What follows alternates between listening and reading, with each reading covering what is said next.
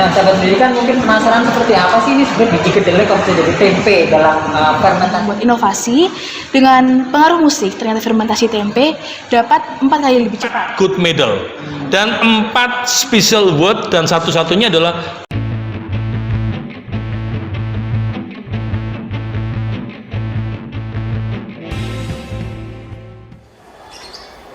Ya sahabat pendidikan, ketemu lagi di JSP Podcast. Kali ini bersama saya Catur Irawan.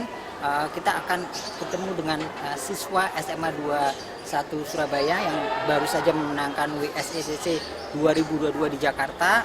Kita akan ngobrol lebih banyak bagaimana sih fermentasi tempe yang mereka hasilkan dari pengaruh musik rock. Selengkapnya kita akan cari mereka di dalam.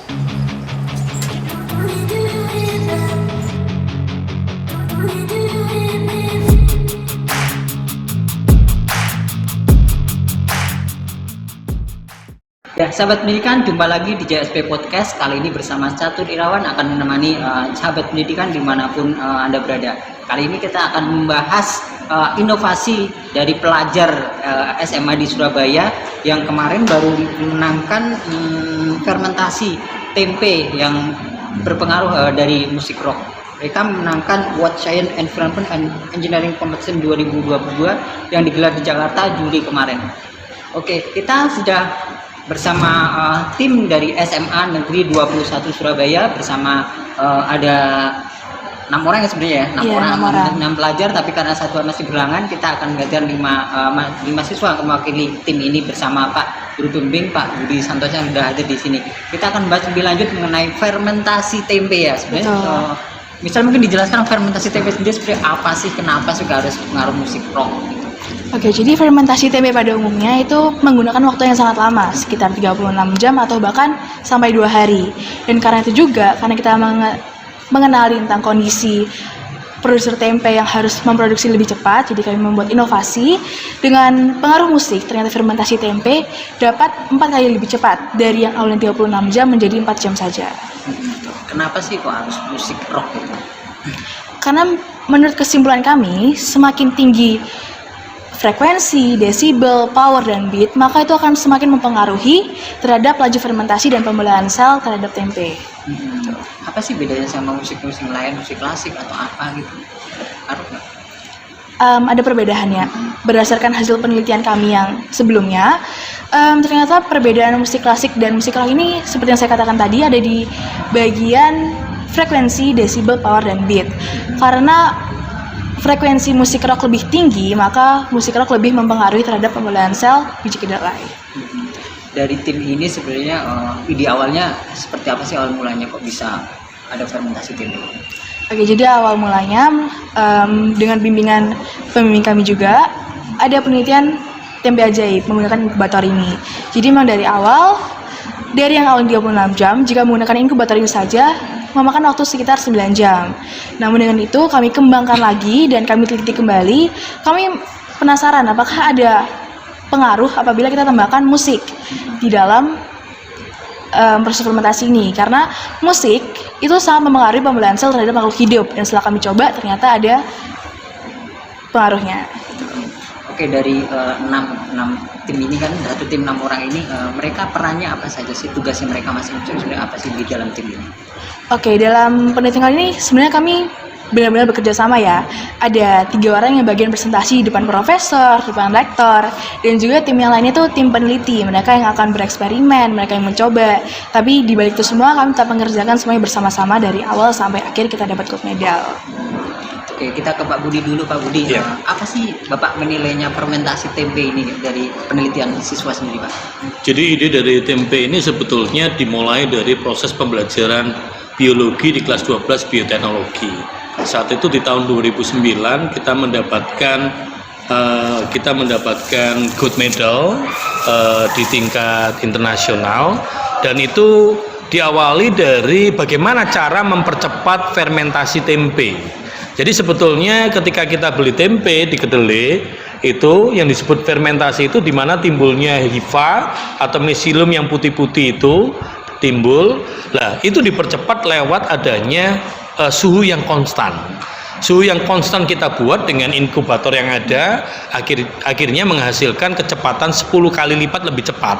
Dari 36 jam menjadi saat itu 3,6 jam.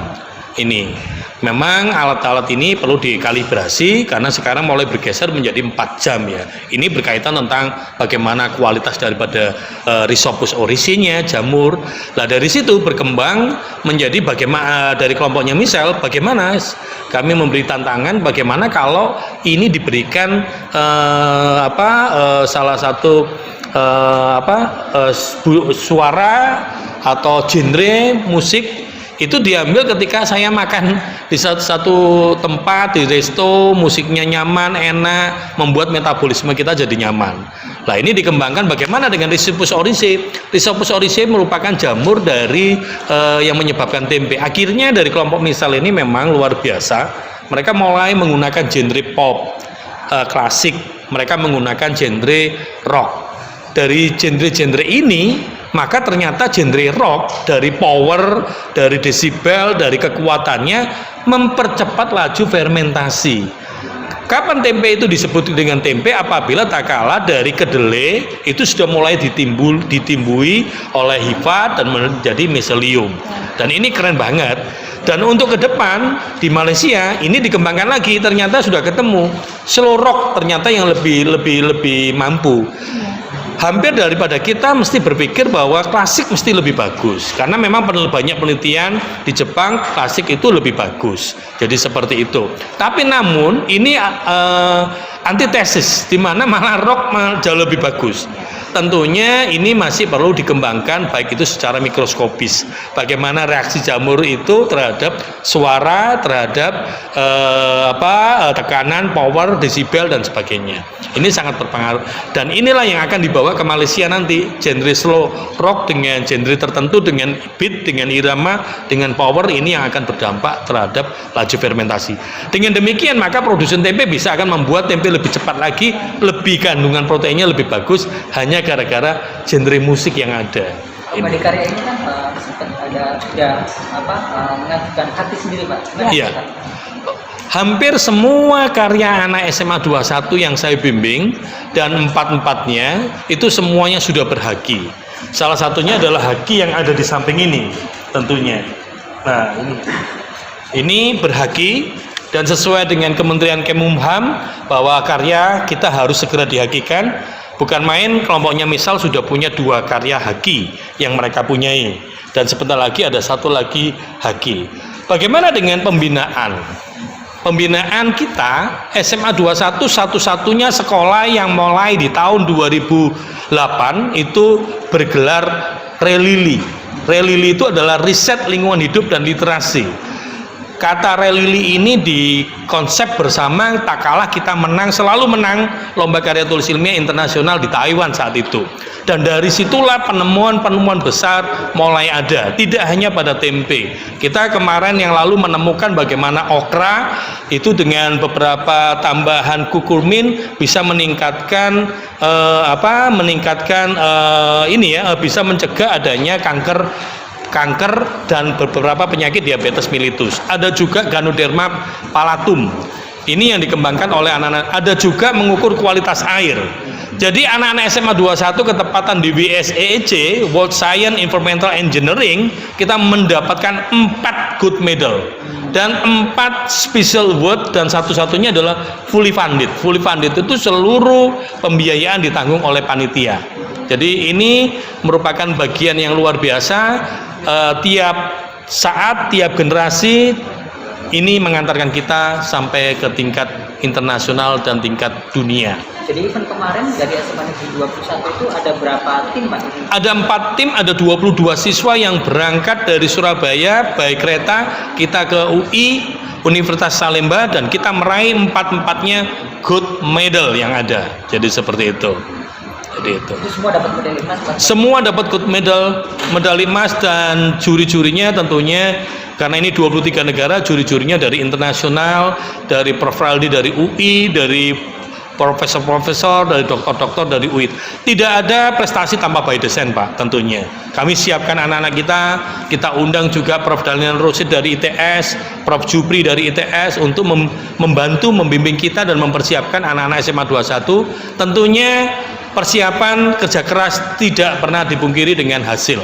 Hasil ini adalah perolehan yang luar biasa, dan itu betul-betul mereka dapat special award dari Macedonia, beberapa karya-karya kita, dan kita dihargai dari United of Kingdom di sebelah itu karya-karya kita. Dan ini adalah bukti bahwa SMA 21 satu-satunya sekolah yang layak mendapatkan bintang, dan prestasi ini tidak bisa lepas daripada perjuangan anak-anak dan kami semua sebagai bagian daripada RELILI, Riset Lingkungan Hidup dan Literasi. Dan kami segera akan ke Malaysia dalam World Innovation Competition and Exhibition di Malaysia, dan tentunya itu terdiri dari 20 negara, dan kami akan bertempur di Malaysia tentunya dengan 4 tim.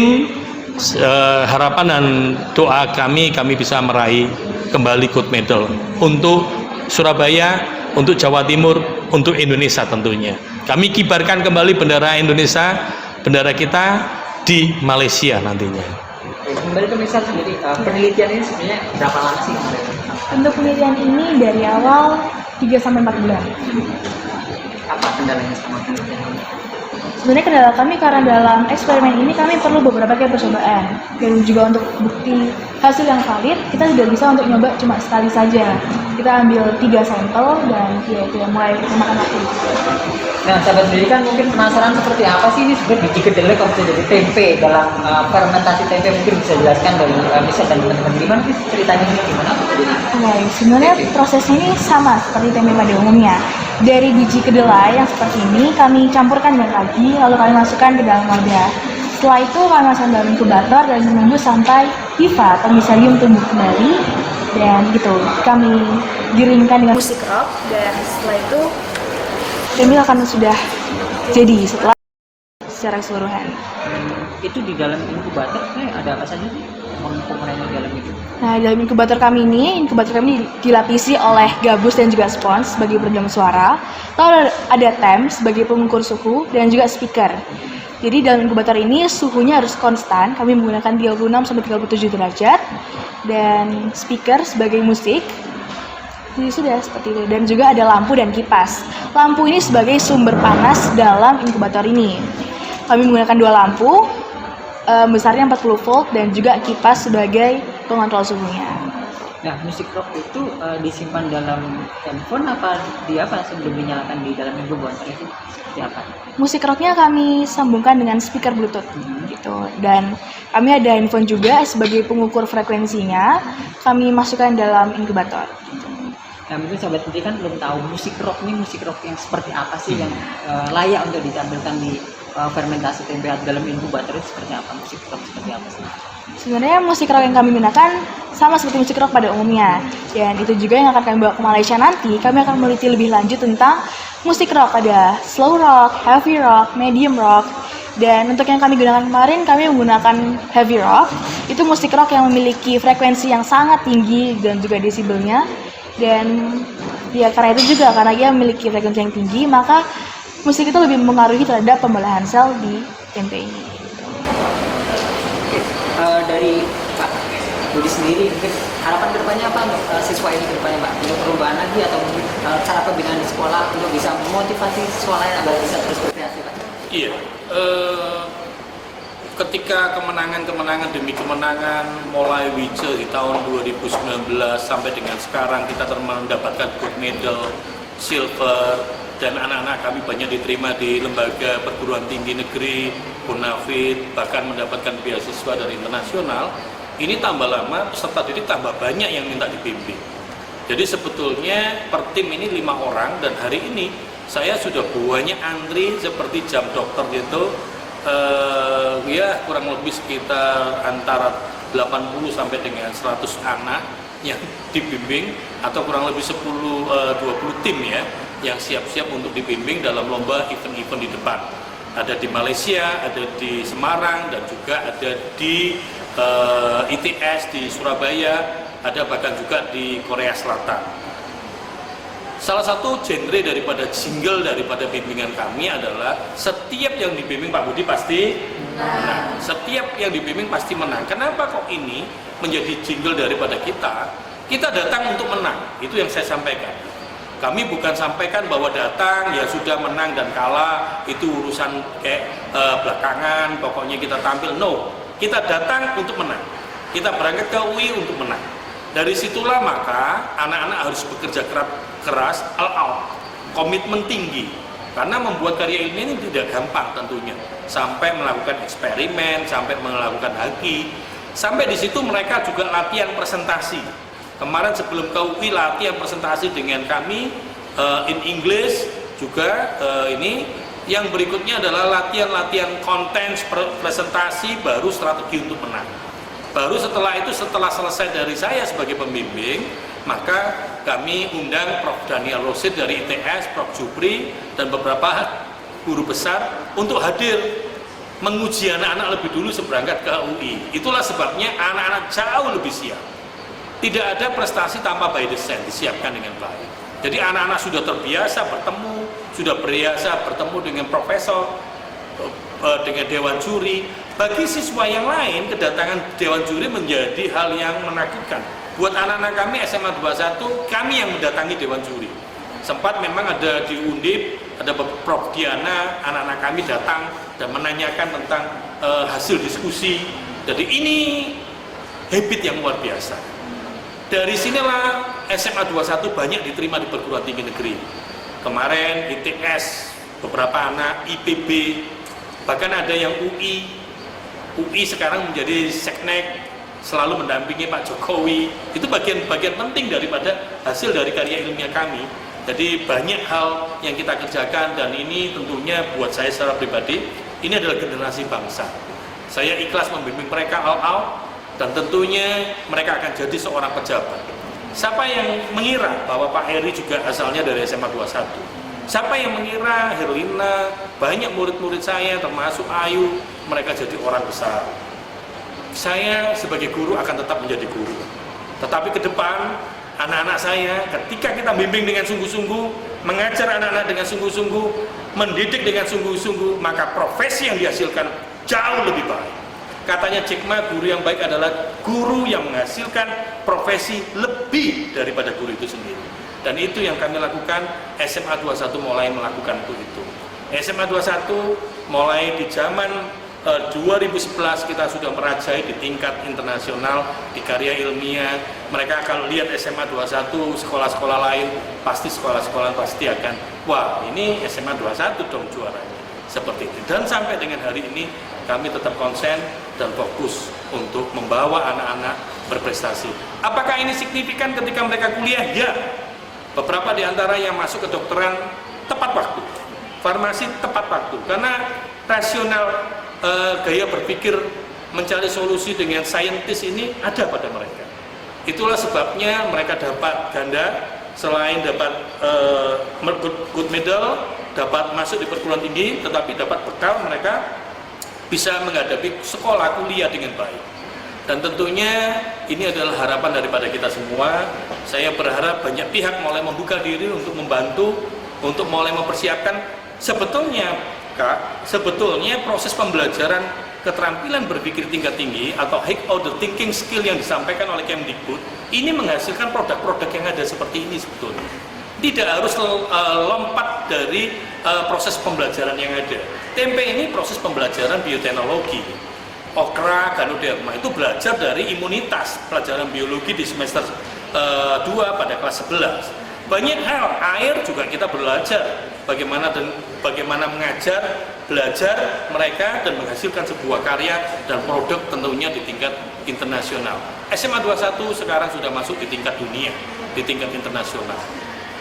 Penghargaan Gubernur Jawa Timur tiap tahun kita dapatkan. Dan saya berharap dalam kesempatan ini anak-anak mewakili WSEEC di UI tentunya banyak apresiasi yang terus akan mengalir dan tentunya akan menjadi bagian kita, persiapan kita untuk generasi kebangsa yang generasi milenial yang hebat. Bisa saya mungkin bisa mewakili teman-teman atletik apa setelah juara ini? Oke, rencana seperti yang disampaikan juga, kami akan berangkat ke Malaysia. Berangkat ke Malaysia, ke Semarang, ke Keres. Dengan perkembangan dari eksperimen kami akan terus memberi kelanjutan dan mengupgrade sehingga kami dapat mewakili Indonesia dan membawakan materi-materi yang cukup baik dan juga dapat sampai kepada profesor di sana dan mendapatkan gold medal kembali. Ya sahabat pendidikan, baru selesai kita berdialog dengan siswa SMA 21 Surabaya yang baru berhasil meraih medali emas di ajang World Science, Environment and Engineering Competition 2022 di Universitas Indonesia Jakarta Salemba pada Juli 2022 kemarin. Bahwa prestasi siswa ini tidak lepas dari guru pembimbing yang ada di sekolah, kerjasama tim dan kemauan keras untuk bisa meraih prestasi juga dilakukan di sekolah, termasuk dukungan dari siswa sendiri maupun orang tua di rumah dan guru-guru pembimbing, bahwa prestasi ini akan terus berlanjut dengan materi-materi atau penelitian yang akan terus berkembang dari sekolah. Kita akan berjumpa lagi di JSP channel atau JSP podcast berikutnya dengan materi atau mungkin dialog yang lebih banyak lagi. Kita akan bertemu lagi. Jangan lupa like and subscribe JSP podcast. Terima kasih.